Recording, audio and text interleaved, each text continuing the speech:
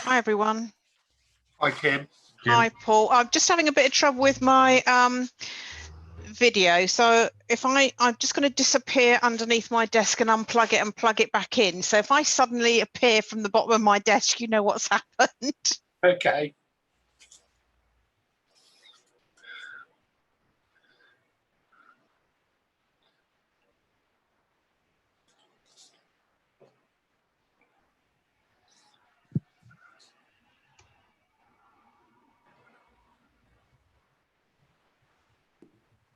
Oh.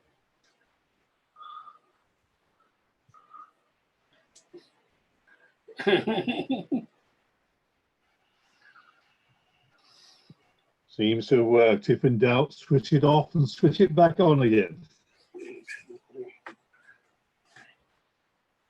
Evening, Councillor Tilbury.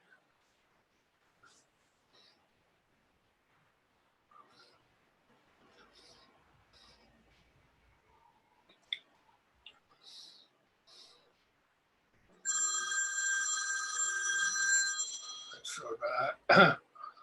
I'll have to apologise. My phone will go off a few times tonight. It's the anniversary of my father's death today, so there'll be people phoning my mum up.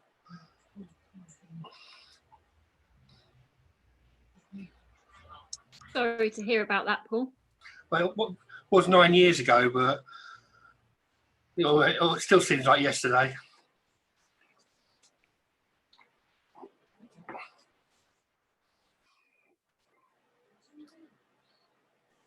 Hello. Hello, Councillor Ashfield. Oh, we just lost you again, and now you're back. I just saw somebody else join. Disappear.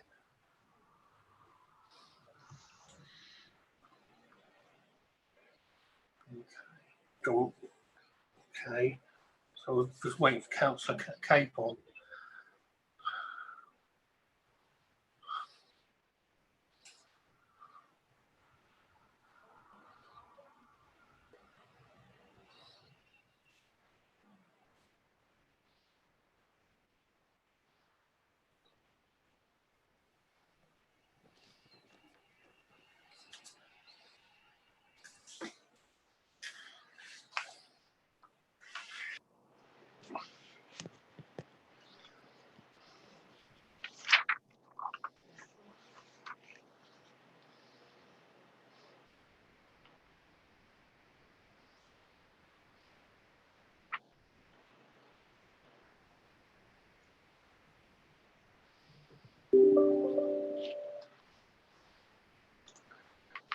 That's good. My computer just give me a 5-minute warning, and it's actually 6:30. I make that, and there's only Councillor Capon to come.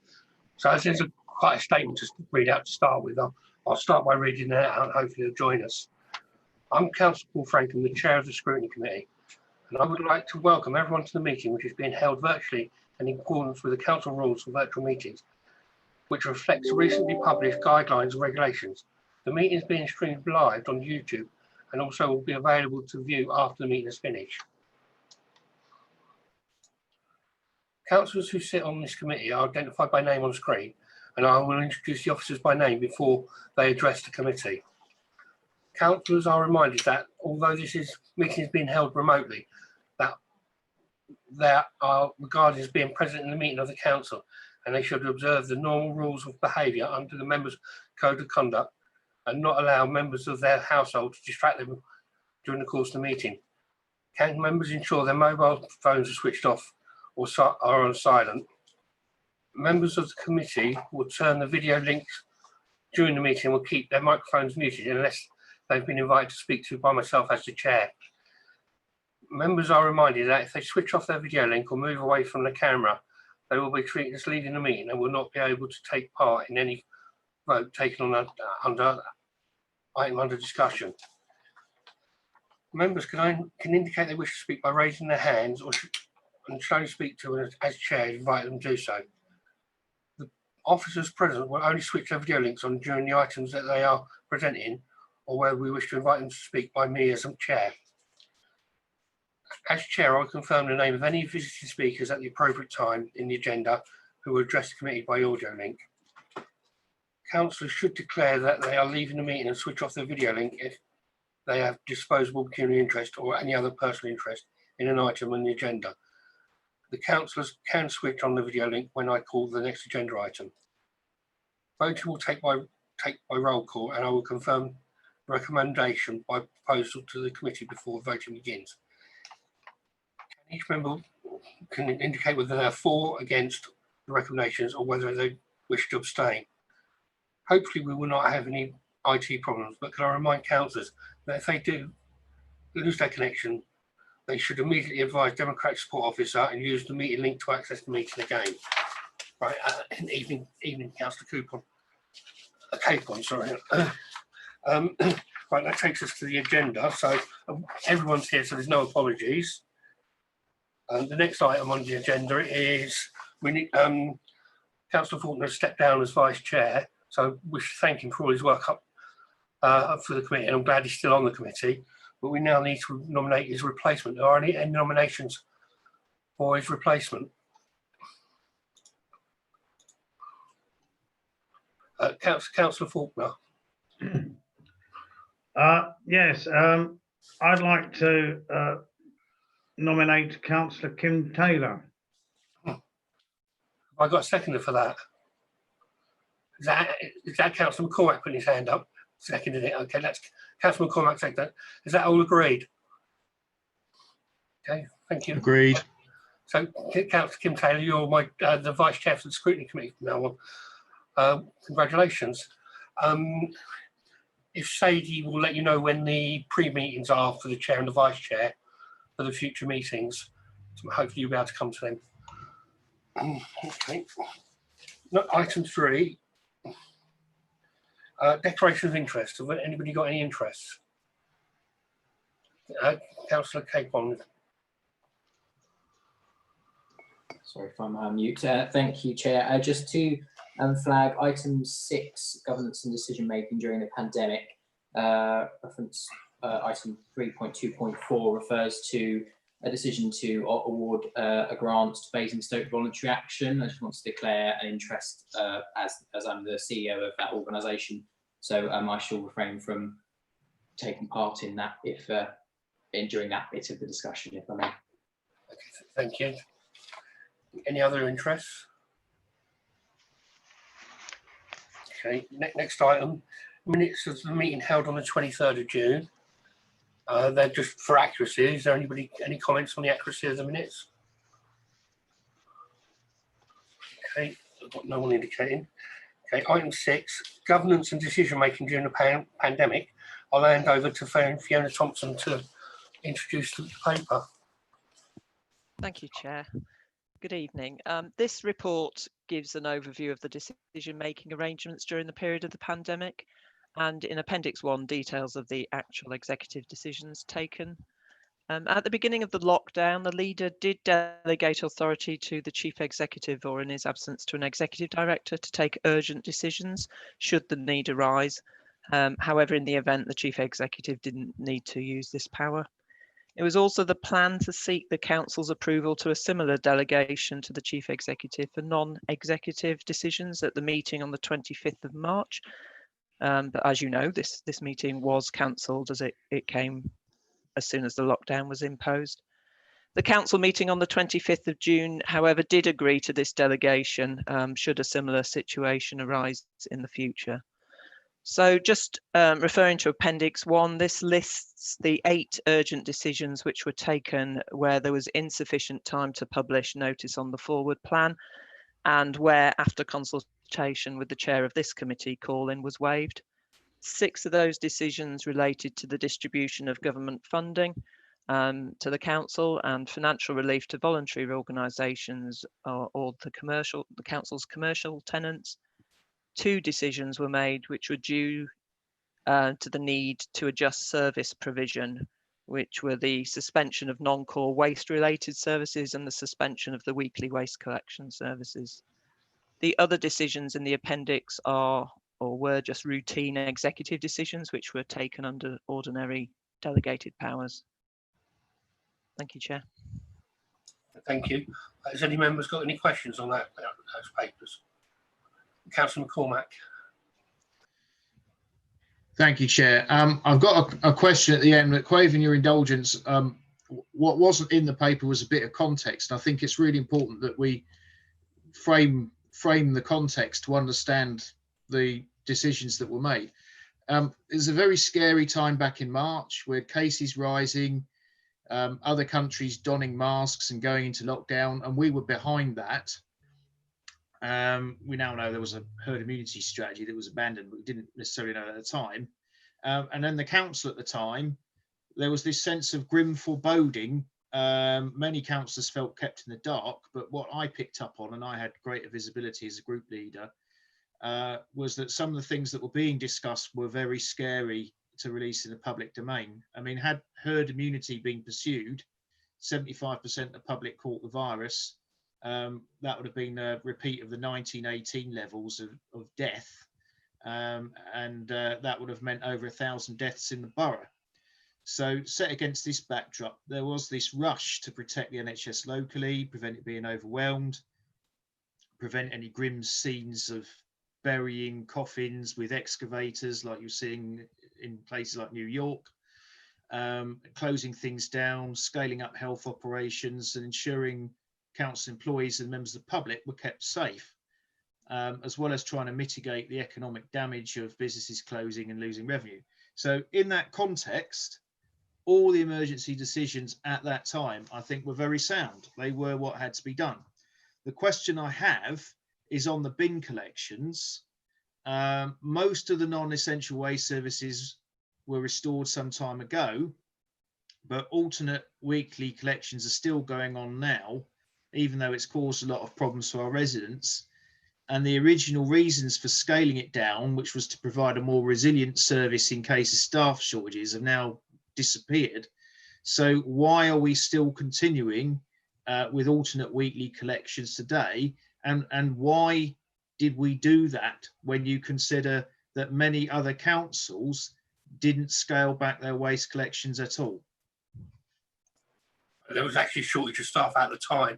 I don't know what the officers could add, because we got an answer to that question on Thursday, that the portfolio holder was in discussion on a daily, and she was hoping it'd be back by the end of the month. I don't know if the officers could add anything that's happened in the last 4 days. I'm afraid it's a service issue which I'm not aware of. I'm afraid I can't really add to that discussion. I don't know if anybody else can on the officer side. I've got Councillor George and Councillor Miller. So Councillor George, first of all, Andy, you got any other supplementary questions?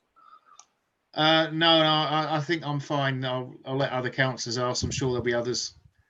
Councillor George. Thank you, Chair.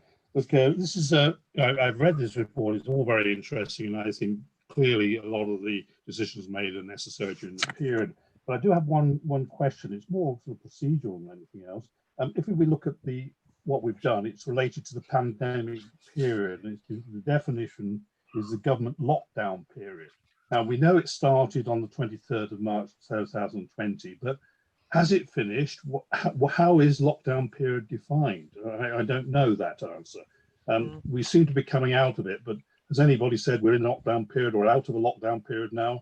I really don't know. And as that's one of the key definitions in terms of the powers that were taken, it seems open-ended to me. And I just wonder whether anybody got any comments on that or any clarification of, are we in a lockdown period or aren't we in a lockdown period, frankly? I think I'll let the officers answer that if they've got anything to add to it, because from my understanding, it's different in different areas anyway. For instance, Leicester and Bradford are still back in full lockdown. So I don't know if the officers could add anything to that. Is that Councillor Sue Curtin? Do you want to answer that? Thank you, Chair. I think from the pandemic team point of view, we still consider ourselves to be in lockdown, even though it might be partial lockdown compared to the previous period. So for the foreseeable future, we still class this as lockdown. I think the difference is now is that because the virtual meetings are up and running, there should be less need for us to take any decisions under any of these urgency powers. But obviously, the whole point of putting it in place is if we should experience a second wave and a full lockdown happens again, we're able to take decisions during that period. Okay, Councillor George, do you want to ask a supplement on that? Yeah, thank you very much. Yeah, with that in mind, and I fully understand the reason, but clearly we need to look at the definition there of the word pandemic period, I think, to be clear. And have we any exit strategy for this? You know, at what point do these powers cease to become powers? What process have we got for coming out of the end of this? It's just a question, frankly. You know, as I say, it's defined by the lockdown period. Well, that's as long as a piece of string. I'm just wondering, at what point do these powers cease to exist? I've added Councillor Potter to the list. If Councillor, sorry, I'm promoting you now, or demoting you. If Councillor Curden can answer that, please. It's probably one for Fiona actually, but I think it's just in terms of the definitions. I think the powers actually are still in place because council have approved that. Yeah. Last week, wasn't it? So it is still in place, but obviously we only exercise those powers as necessary. Okay, and then Councillor, sorry, Fiona Thompson, would you like to answer that? So the rules in relation to virtual meetings do have an end date on them at the moment, which is, I think, May next year. But I think people are looking at them now to decide whether they should continue in some form or other in case of, in case councils decide they want to move to a more sort of remote meeting or hybrid type of meeting in the future. Things are changing as the guidance changes. I think we're reviewing that all the time to see whether there's going to be any difference in how we hold the meetings. But it's just a moving feast at the moment, really. So we're just keeping an eye on that guidance.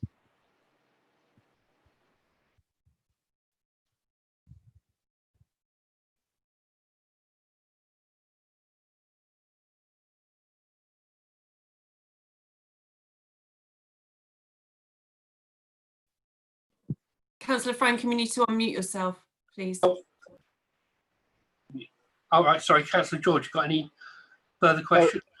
I suppose the key question is, given these powers, we don't seem to have a process or a decision-making process to decide when these powers cease.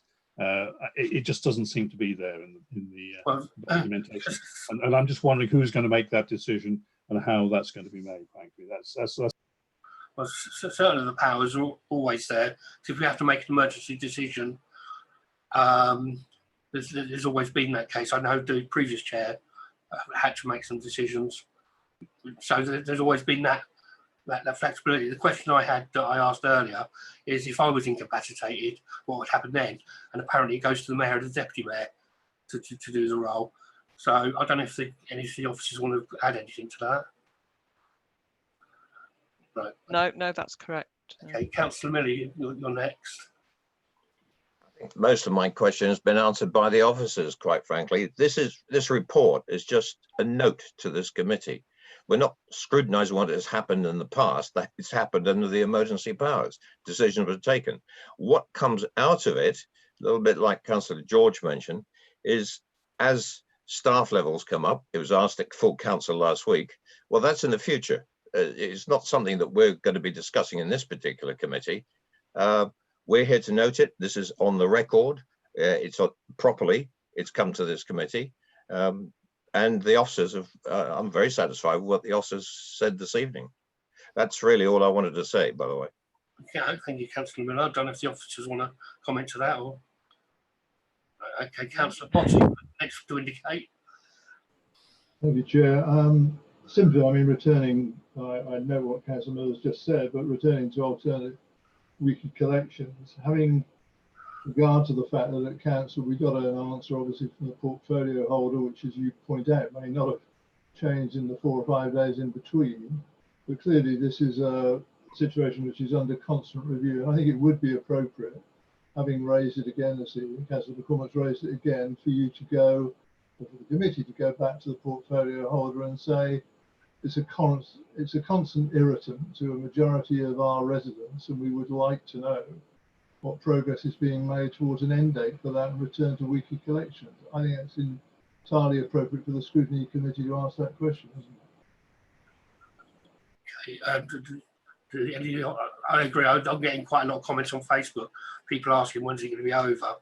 I don't know if the officers want to answer us. There's something we can put in the Friday brief so that we get regular updates what's happening on this. But if I leave it to the officers to answer, Fiona Thompson, do you want to speak first, or? No, I'll leave it to Sue. Okay, Sue, if you want to. My understanding, as per Councillor Each's comment at Council last week, a decision is imminent in terms of there's some key dates have been discussed. And are, I believe, looking to turn the services back on again during August, but I think she's just confirming the dates at the current time. So I think probably a briefing is imminent on that. Yeah. Okay, yeah, we couldn't, unless she's ready to make a statement. I don't think there's a lot we can do. Is there anything else, Councillor Potter, you want to add? No, I mean, to answer the point, I mean, obviously the end date of the 28th of August is raised within the decision notice itself. I think all of us have agreed we don't want to see it run on to that date, and anything that we can do by comment or pressure to bring it to an end before that, I think would be welcomed by the residents.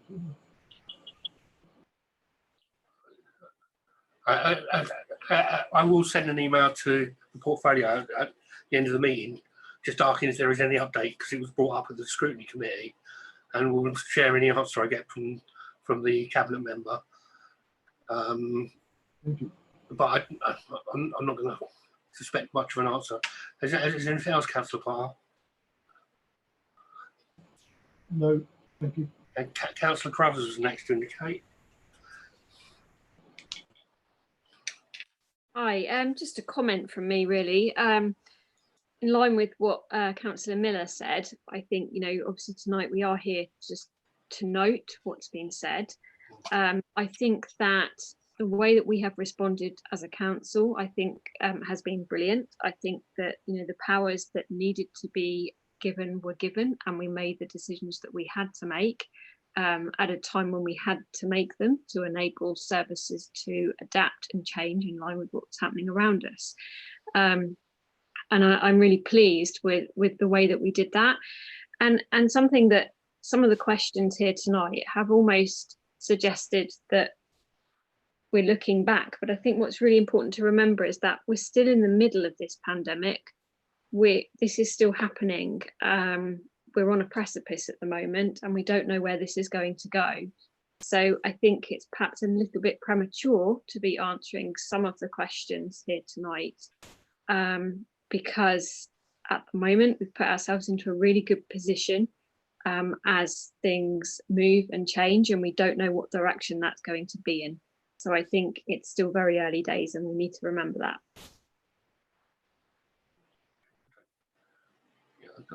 I agree. There's still a lot to learn. Is there any other members want to make any comments? Councillor Tilbury. Hello, can you hear me? Yeah, I can hear you fine. Oh yeah, sorry. Yeah, my connection went off earlier. I was going to raise at the time when you're voting for the vice chair. My understanding in our constitution is the vice chair has to be a member of the administration party. The chair has to come from the opposition, some of the opposition groups, and the vice chair has to come from the administration groups. That is generally true, but there seemed to be a general consensus, and that it can be filled by a member of the non-administration if needs be. I mean, if you want to stick, it was just that the majority of the committee seemed happy with the proposal. Okay. But if you want to revert to have, well, that's fine, but we go back to doing all the other committees the same way then, because that's either we have a constitution or we don't. I mean, that's the point, but that can be dealt with later. The point I want to make is also a similar point. One of the things that came up, and it's actually on here on section 2.51, it was regarding taking executive decisions for the duration of the pandemic. The leader delegates to the chief executive, or in his absence, the executive director. Basically, the leader of the council gave powers to the chief executive of the council. Now, I pointed out at the time, actually, there is no necessity for that. In the Localism Act, it makes provision for what to do. If the leader can't act, there's a chain of command through down to the deputy leader, and it's down to the cabinet. Now that's the law of the land. Yet for some reason, now I can understand why the leader might not want to delegate power to any of his cabinet. I mean, I should probably share the same view, but that's the point. Again, it comes back to the point. Either you have rules and you follow them, or you don't. What's the point? The government passes the law. They tell us how to behave, you know, to create our own way around this for whatever reason, because the leader would rather delegate power to the chief executive, is frankly bizarre. You know, and I did raise this at the time and it was just ignored. But again, you know, unfortunately, rules just seem to go out the window these days. Thank you, Chair. Any officers like to answer that? Councillor Thompson. Thank you. I think I have to disagree a bit with you, Councillor Tilbury. The leader can delegate to officers. It's his decision. I think it was also on the basis that we didn't know at the time, I presume, how many people might have been incapacitated with the actual virus. So you're trying to cover off all eventualities if the leader wasn't, hadn't been well, and the deputy leader. So I think it was the right thing to do at the time because it gave a backstop for, all eventualities. I think it was made very clear also that the chief executive was going to consult others in making any decisions. He wasn't just going to do it if it was practicable. He was going to consult widely as well. So I think it was a proper decision that could be made. Any further points to Councillor Tilbury? Any? You're muted at the moment, Councillor Tilbury. Do you have anything else you wanted to add?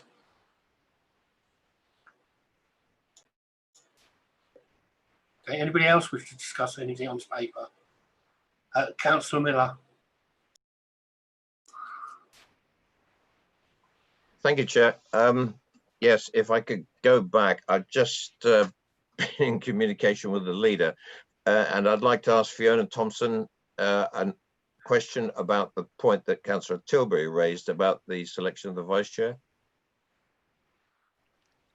I was relying on democratic services. I will check the Constitution while I'm, if you can give me a moment on it. Well, yeah, I just checked with the leader, and I think most of us remember that was the way that the Scrutiny Committee in particular was constructed, and Councillor Tilbury is exactly right. I can read you the section. It's the Scrutiny Committee shall have two vice chairs. The vice chair responsible for deputising the absence of the chair when the Scrutiny Committee is considering a call-in shall be a member of one of the non-administrative minority groups on the council, and the vice chair for all other functions of the committee should be a member of the administrative group of the council, the administration group on the council. But it does say there is flexibility that should you not be able to fill it with that member, then you can fill with any member. So Fiona, I would go on your judgment as to whether you think we need to then elect a member of the administration. I let it go because obviously everyone seemed to be in agreement, but it's up to you, Fiona.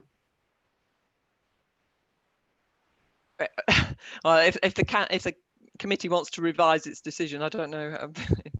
I don't know how Councillor Taylor feels about this, but if the committee's in agreement, then we can review it. I think as we've already voted on it and the decision's been made, what I suggest is we send a note to the Constitution Working Party, or they're not meeting. Councillor Miller? No, I think the point maybe that the leader was trying to make was yes, we voted, but we'd never had a chance. Okay, just went through, but really we should go through the process. Is there a member of the administration representatives here on this committee prepared to take on the role of vice chair? If that doesn't happen, then yes, we go back to that default position. Any member of the committee can. The only reason I was going to next slide, it was a member of the administration that actually nominated Councillor Kim Taylor. Thank you, Ian, very much. No, Councillor Faulkner. No, I was referring to his comment. Yeah. Can you ask the chair? Can you ask the question that Councillor Miller is suggesting, and then it's done? Isn't it? You know, is there a member of the administration on this committee? Well, okay. It depends what you want to do, Chairman. Yeah, it's your committee, but it's just pointing out what the Constitution states. That's all. It's just because the vote's already been taken, and it was a member of the administration that nominated it, and the advice is that the Constitution allows it. I don't really want to go back on it, but if they want, what I will do is get the committee services just double check, and if we need to, we can change it in the next committee. We'll do that, and we'll get back to you tomorrow with a response. Apologies. Yeah. Thank you, Chair. Okay. Anybody else want to speak on this paper? So is that agreed? It's noted. Noted. Thank you. Number 7, support and advice to councillors. Councillor Sue Curden, if you'd like to present the paper. I'm not sure I'm up for being a councillor, but I'll Yeah, give it my I keep best. promoting everyone. Yes, so thank you, Chair. Dave Byrne is actually present, is going to take the members through the paper, but obviously this is a really important issue in terms of understanding from obviously members of Scrutiny and councillors more widely how they feel they've been supported during this process to help us inform how we might provide further support in the future, not just during the pandemic period. So Dave will take you through the paper, and obviously then we can take any questions. Okay, Dave Burns would like to present now. Thank you, Chair, and good evening, members. Yes, I mean, hopefully you've read the report. I mean, as Sue has indicated, the report highlights obviously the activity and the support we provided members during the pandemic. And I don't think it will come as much of a surprise as the focus in terms of from us is regarding the information that we provided members, notwithstanding the fact that obviously there was a pandemic and therefore there were restrictions in terms of activity. What we were clear and what we wanted to do is to ensure that members had a range of advice that would assist them both individually but also within their wards and sort of generally. So we were providing guidance and a steer around some of the service changes. We also highlighted government advice that we were receiving, and I think members will be well aware of the fact that certainly initially anyway, and until quite recently, the guidance was coming in thick and fast. And obviously we were trying to interpret that to ensure that we were taking account of the way that the council would organise itself, but also again, trying to ensure that members had the information they wanted. As we refined and members will be aware of the member briefings that we sent out, we included useful links to government websites, for example, so that they were sort of quick and handy, and again that would take you to the most current advice. We also sent the briefings on to the parish councils, and we did some specific parish council advice as well, certainly initially, and also circulated to the MPs as well as the county councillors. So there was good, I think, extensive consultation going on. We within that sort of same, and we are still currently receiving guidance from Hampshire Chief Executive, which again we forward on to members. So quite a lot of information, over 200 articles when I drafted the report. There's been a few more since then, so we're sort of pushing on. The plan at the moment is not to stop that, but obviously we are refining the information we're providing to members. I think in addition to that, as if it wasn't busy enough, we then obviously had to set up virtual meetings. So that gave us the opportunity, I think, to review member IT, which was an exercise that myself and colleagues in my team were involved in.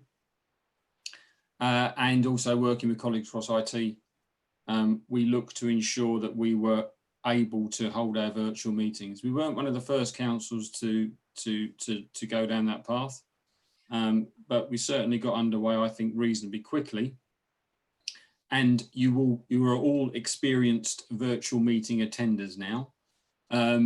in order to get to that position, we had a series of training sessions. We did, I think it's fair to say, we started our virtual meetings with development control. So a lot of close working with Councillor Miller and members of the DC committee. We wanted to make sure that the process that we followed enabled public engagement. And that's the reason why we've chosen the platform that we have so far. A number of authorities use Zoom, a number of authorities use Microsoft Teams, so that there are a variety of approaches. We chose the model that we thought was fit for purpose for us, and so far we are reasonably happy with the result.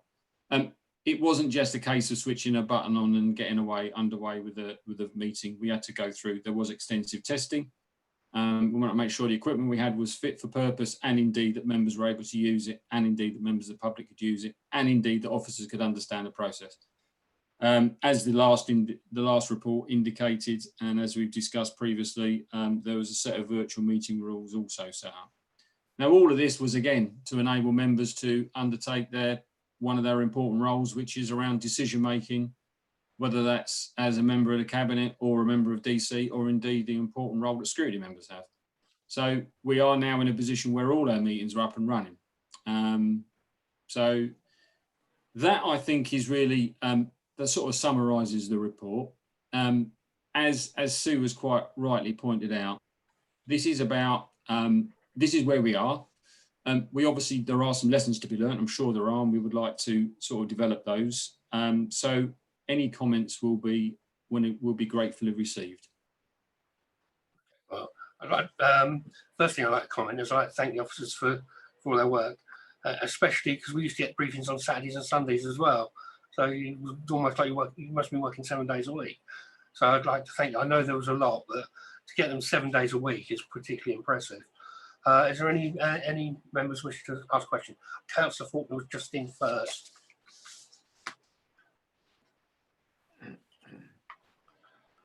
Okay. Yeah, I'd just like to reiterate what the chair has said in terms of, I found it a most peculiar experience to be, as it were, isolated at home without all the support structures and information that go with it.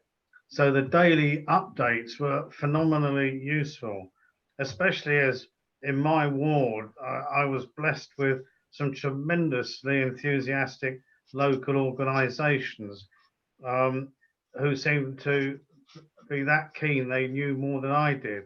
So these updates were extremely helpful. There was only one issue that I suppose that I would raise, and it's an ongoing one for some time. I've never been completely happy with the council iPad, and I've never been able to access Sinbad from home, which when we were in normal times wasn't too much of a problem. So I just raised that in terms of IT going onwards, is the iPad and how one accesses Sinbad and how one can do it from one's own laptop. Because frankly, I've never conquered Microsoft applications on an Apple device. So it wasn't in any way a stopper. You know, life carried on quite happily, but I would raise that for some future IT investigation. Thank you. Well, I'll make a quick comment. I do not have a council laptop. I have no council hardware. I use my own PC. I use the Basingstoke portal to access Sinbad, which I do quite regularly normally to find out land ownership issues. So all the IT equipment uses my own. So, but I have got Sue Curden indicates she would like to comment. So, and Dave yes, thank you, Chair. Councillor Faulkner, we'll make sure that someone speaks to you about how we can help you at the current time. But as part of the smarter ways of working and rollout of devices to officers and members, we are reviewing the use of iPads and possibly replacing them with laptops. But we obviously need to consult with members in terms of what equipment they would like in the future. But we will definitely get someone to speak to you about how you can help you now. That's great, thank you. And Dave Byrne, you can wish to comment. Yes, thank you. Councillor Faulkner, I understand. You're not the only person who has struggled, I think, with access to Sinbad. That said, and Councillor Taylor is smiling, but that said, Councillor Faulkner, that there is the shortcut. We're also about to launch, if you like, a shortcut into a portal that will provide members with access to information, and we're hoping that will be an easier option. So we are moving forward, is the point I'm trying to make. But as Sue has indicated, we'll certainly look into those issues. And what I would reiterate, though, members, is that, of course, if people are struggling with their IT, please let us know. It was quite interesting how, when I undertook that survey in terms of what devices members were using, that I found out that councillors have been struggling for some time. So don't suffer in silence is really my advice there. Okay, just before I ask Councillor Faulkner who's got anything to add, the county have just replaced all their iPads with Dell workbooks as well. So they've obviously had the same issues as well, and decided in the middle of the pandemic to replace all the hardware, even though they're up for election next year. So it's only for a short period. Councillor Faulkner, have you got anything else you wish to add? I don't think we've probably got as much spare cash as the county. No. Probably not. I've got Councillor Miller, McCormack and Carruthers that have indicated. So if Councillor Miller would like to ask his questions. You're not really questions, because the report, I think, is self-evident in what it's saying. I'd like to, well, everybody said, all the speakers so far have said all the right things. From my personal point of view, I have found that officers in general throughout this period, be it IT, democratic services, everybody surrounding me on the DC side, certainly, have bent over backwards to make sure that we get all the information we require. And as far as the IT is concerned, and for Councillor Faulkner, I've always used my own IT up until this point, and we all got issue with the iPads, but I found the iPad was a bit of a struggle. So I think I was in a bit of an experiment. I've got a relatively new ThinkPad, the Nova ThinkPad, which in fact is what I use at home.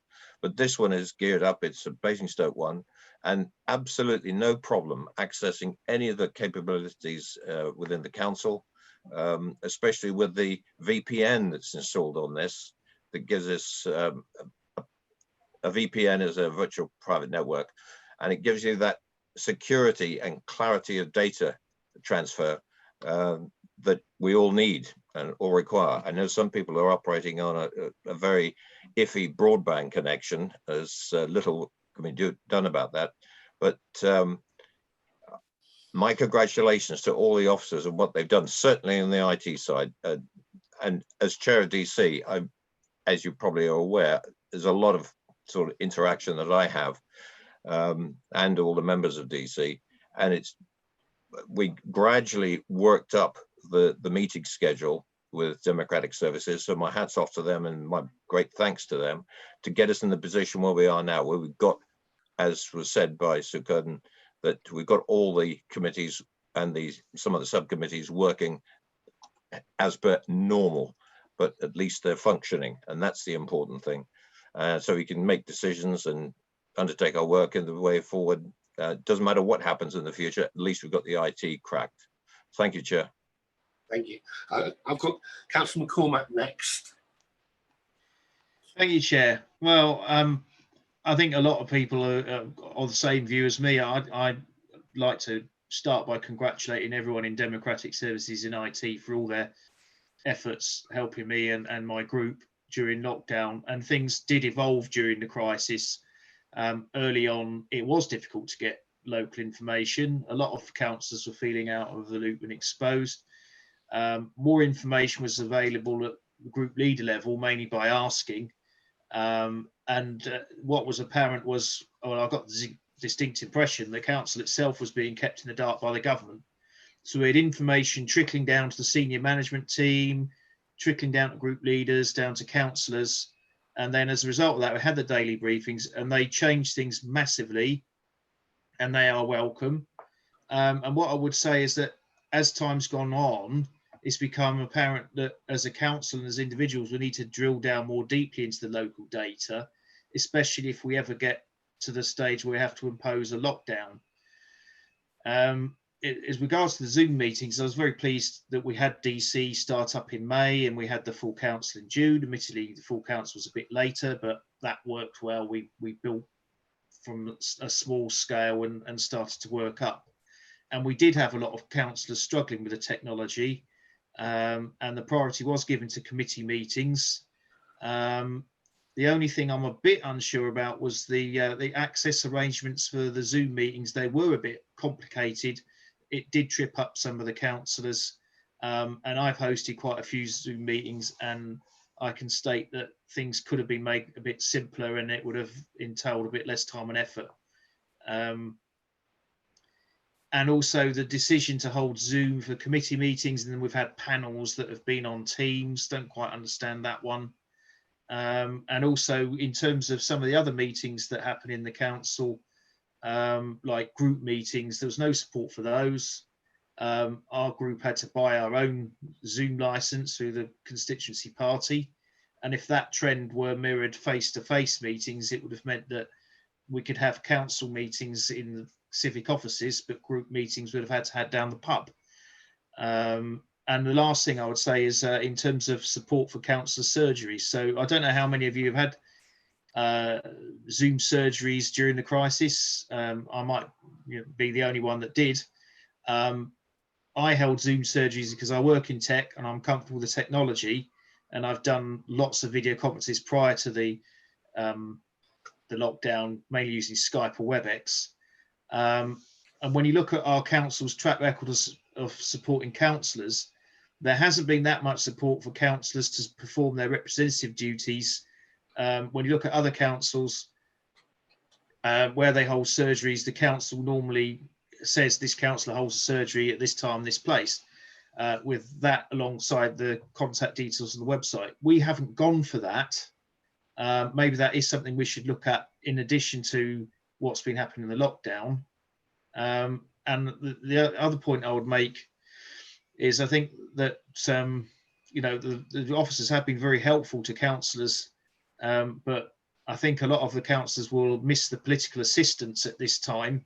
They would have been truly invaluable at this stage, and maybe we can look at some kind of arrangement in the future. I don't know if we recruit people. I mean, we've got a head of executive office advertised at the moment. I don't know if when that's going through, but we might do with a couple of dedicated members of staff that help councillors with some of their sort of outward facing activities. And that's not to say they're political per se, but go beyond the current level of support.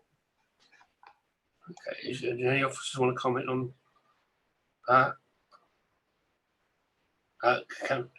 Sue Curtin?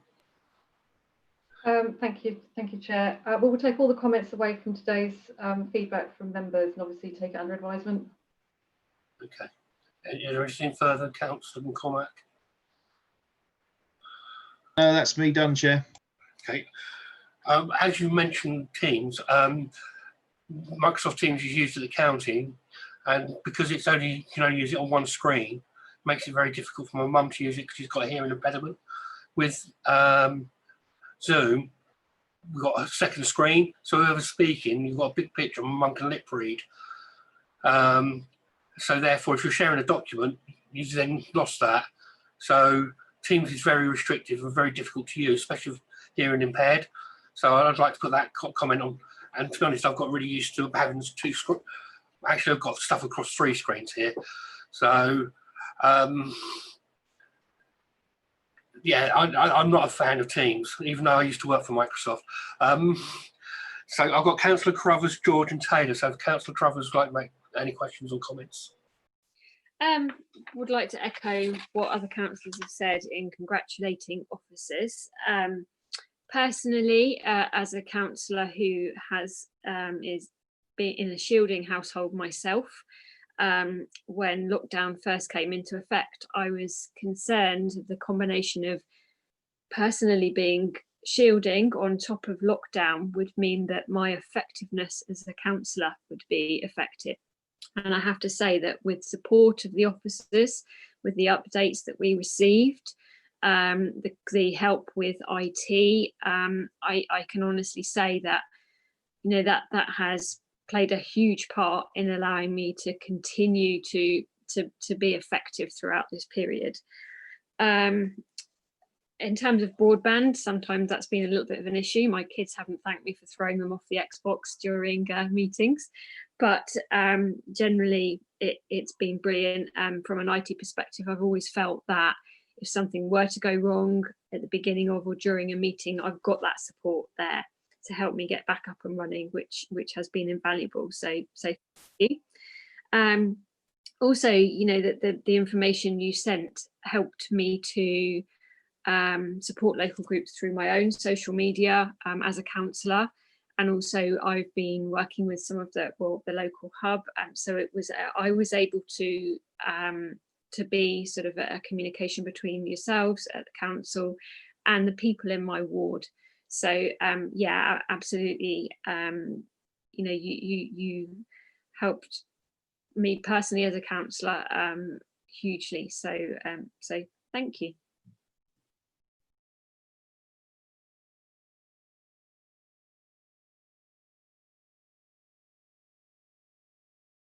Try unmuting. Any of the officers want to comment on that?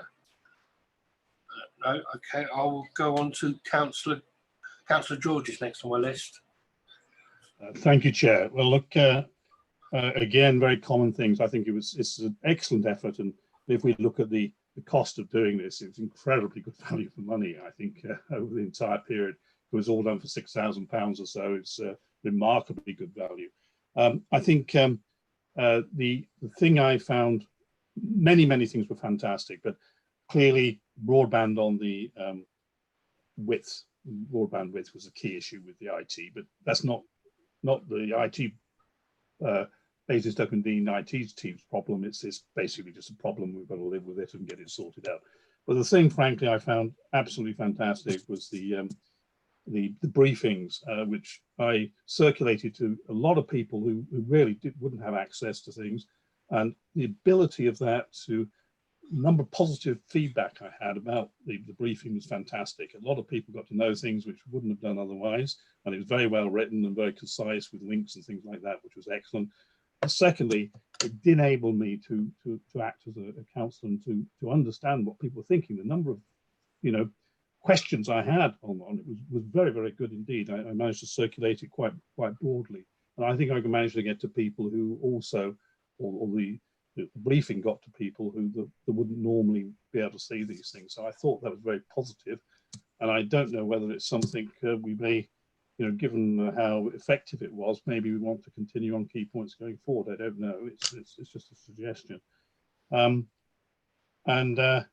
Really, I think also I'd like to thank David personally as well. He was acting as very much a clearinghouse for problems and things like that, and putting me in touch with the right people. So can I thank David personally for that? I think very effective, and I think we cleared up most things, actually, all the problems that came out. I think the only issue was the nursing homes, which I think was initially a bit of a problem, but we got to the solution in the end. But and I think there's some certain lessons learned, I think, on that. But I think basically, I think we got there in the end, and I'd just like to thank David and all his team for the way they've reacted and supported, not just myself as a councillor, but also the communities out there. I think it's been very good.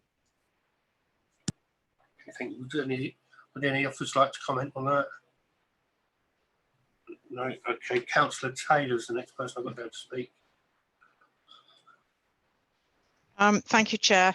I'd like to echo everybody's sentiments about the hard work and effort put in by council officers in this time, particularly democratic services, in their attempt to get as much information to us as possible.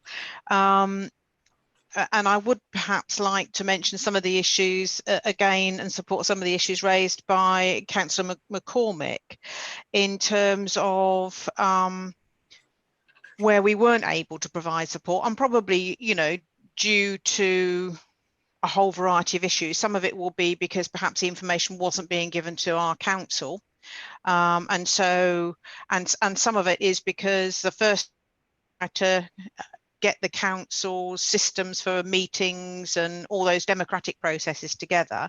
But the other part of what we do as councillors, which is our representative and peripatetic role, is actually quite an important one, and it does differ a little depending upon how rural you are as to how urban you are, for example. And I think that bit definitely is the area where there are, where the support wasn't as good as it could have been, but I'm not trying to be critical from that point of view. I just think that that's an element of time and priorities. And certainly things like thinking about and taking that forward, those elements where the other part of our business is involved, which is, for example, having group meetings, having meetings with our residents, having meetings with residents groups, representatives, those kinds of things, and being able to use and to have the support and the facilities to use to do that. For example,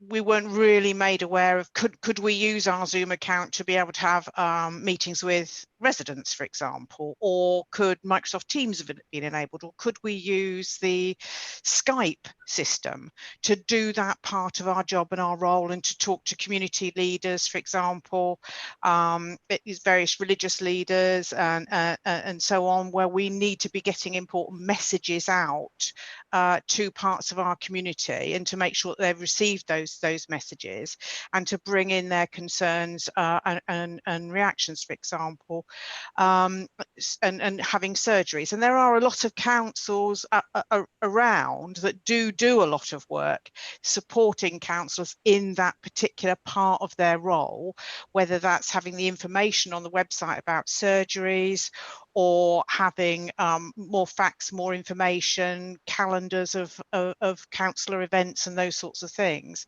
But information that would have been useful, and it's possibly because you simply didn't have it yourselves, would have been things by ward, for example. I mean, certainly things like, cases and deaths would have been really useful for us to know and understand, but also the demand for services. So I can remember getting one report on how many calls had been made to the hub, for example, but for me to know that at a more ward-based level would be really useful, because if the demand is extraordinarily high or in a particular area, as a councillor, one of the things I can do is to talk to those voluntary organisations that operate in that area, whether it's the food bank, or whether it's making masks or home visits, or contacting people who are lonely, to try to see how we respond to the additional demand in our particular ward. Whereas without that information, it's very difficult to do proactive stuff. You can only really sort of react, as it were. So I don't wish that to come over as a criticism, but I do think it's just part of the thing that gets forgotten, because naturally officers see us when we're in committees. They don't necessarily see what we do outside of that a lot, and so I think really that's the bit that I think is probably missing, really, and could do with some reflection on. And I think Councillor McCormick is probably right. That kind of thing is probably where we might have got more support and more help, particularly dealing with individual residence issues, had we still had the position of political assistance. So really that's the bit that I would like to see, how we get some advice and training on how we can use these facilities to engage with our residents and with organisations within the community. Any officers want to comment on any of that? Sue Curden.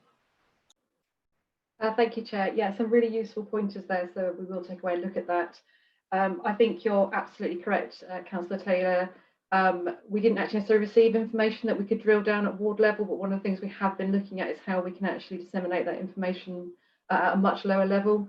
Obviously, as we've gone through this period and through the pandemic, the level of data and the information of data has got better. So we're definitely looking at that at the moment, because obviously ideally we would need to do local lockdowns. We don't want to lock down the whole borough. We want to be able to do it in sort of isolated pockets within the borough. So the information is definitely getting better, and I will certainly feed that back to see how we can get that information out to members. Is there anything further, Councillor Taylor? Was that Councillor Carruthers indicating, or just wiping the screen? Not wiping the screen. One thing I would comment on the bulletins that were sent out. I was never quite sure if that was public or just for my eyes. It would have been when we get paperwork that's on pink paper, well, then I know it's definitely just my eyes only. So it would be useful to know that if you're allowed to freely distribute that information. I just did my best guess whether it was safe to send out, but I guess most of the bulletin information was available to send to members anyway. I don't know if Dave Byrne wants to comment on that. Yes, thank you, Chair. I mean, it was a bit of a mixture. The information was prepared very much for members and for and as before for parish councils and MPs, but mainly for members. I mean, we did caveat some of the information that we received from external organisations where we put that into context. So hopefully it was clear. The other purpose was obviously to make them and keep them snappy. What I would the very useful points that have been raised this evening, and I acknowledge the number of the points that have been made as well. We are going to take some of the lessons learned, certainly around preparing information. Members may recall that they used to receive the Friday councillor bulletin. I think it's fair to say that does probably need to be revised. Obviously, we're now in a position where you've noticed that, I don't know if it's a good or a bad sign, but not that we're running out of COVID stories, but you'll see that the briefings are containing information that is non-COVID related. And we are working with colleagues in communications about how we may then take the lessons from the current round of briefings and then adopt them into sort of a communication going forward. So again, comments are really sort of helpful on that. The other thing I do want to say is that this was very much a team effort. Communications played a real key role in putting the information together. And that's not only with drafting it, but also getting the information from external sources and making some sense of it, which was not always an easy task, but they did a very good job. So it was a team effort. And just to reiterate that, we will take on board the comments that members have made in order that we can, move forward and progress. So thank you very much for your contributions. Is there anything else on this paper before? No, okay. So that was to be noted. The officers taking any feedback. So item 8 is the review of the work programme, which is at the back of the paper.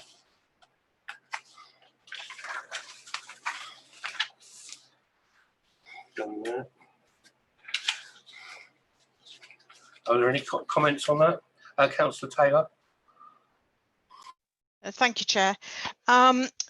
Really, there are a couple of things I'd like to add to the work programme, if I may, but also to ask how, in the light of the full council meeting on Thursday, in connection with the motion for scrutiny to review areas of work and to look at the effectiveness, of how we've dealt with different things during the pandemic and what lessons learned and what we might need to do going forward, how we're going to get that on the work plan, because some of the issues and areas that we might want to look at might be sort of quite longer term, as it were, and some of them might need to be quite short term, given the fact that the needs, for example, the voluntary sector in terms of supporting the food banks and various other things, and also reviewing how we've done in terms of making sure workplaces and other places are COVID secure for residents, for example.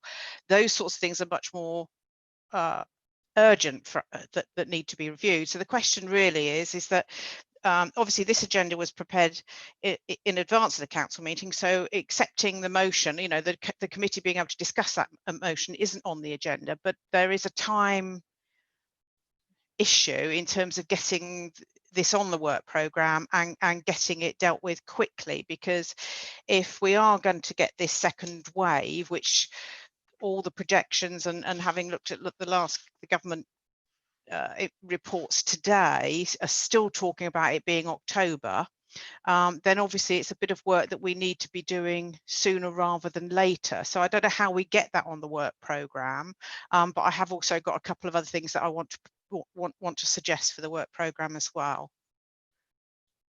Okay, so and we've also had an email from audits and accounts with a couple of subjects for scrutiny as well. So Sue, if you want to. Yes, if I may just pick up Councillor Taylor's point. So we are discussing tomorrow how we bring that information back. So there, obviously we already have on the September scrutiny meeting, if you like, the financial recovery piece. There was always an intention, and I'm not sure we necessarily captured it after the last meeting, to bring back, I don't think we were calling it lessons learned at the time, but kind of an almost full review of all the activities supporting the hubs, etc. I think we're just refining that definition in terms of adding in all the discussion around the motion last week, and would actually welcome from any members whether there's any specific items they want to put into that report. So I think it would probably be timely for us to bring them all back in September. But obviously we'll hopefully get clarification this week in whether that's possible or not. And given that, as the Councillor Taylor indicates, the timeliness of this is going to be really paramount. So if you can send through any further thoughts in terms of what you want to include in there, we'll also pick up everything that was linked and noted at council. But I think the current intention is to try and bring that suite of information back in September.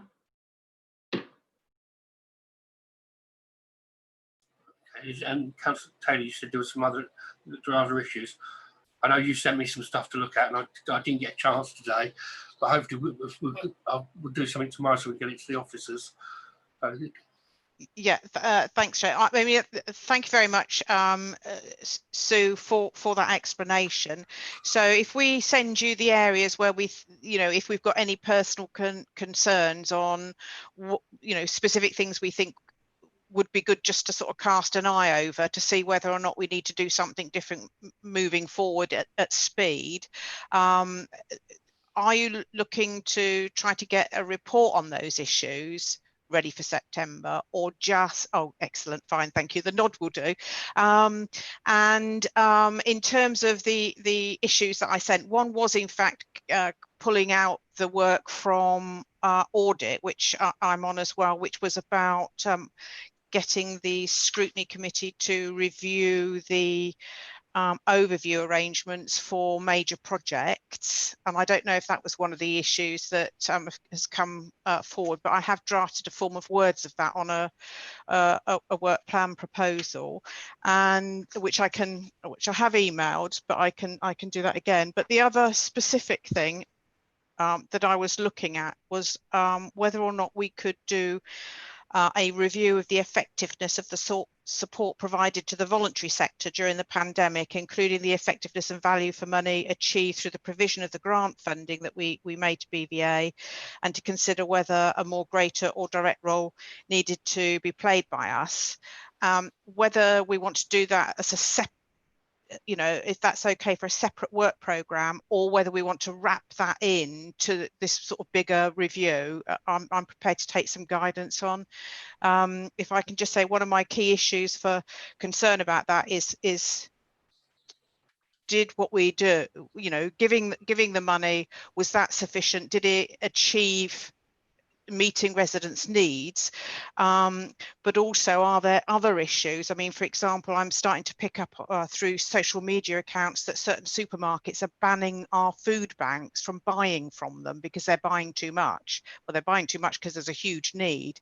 But have we got a role that we could play in brokering secure supply chains or influencing our supermarket managers, you know, the big chains, to being a bit more supportive. Are there other things that we need to do, not just throw a bit of money at it? So I'm willing to take guidance of whether that needs to be a separate item or whether we wrap it in. I don't mind either way.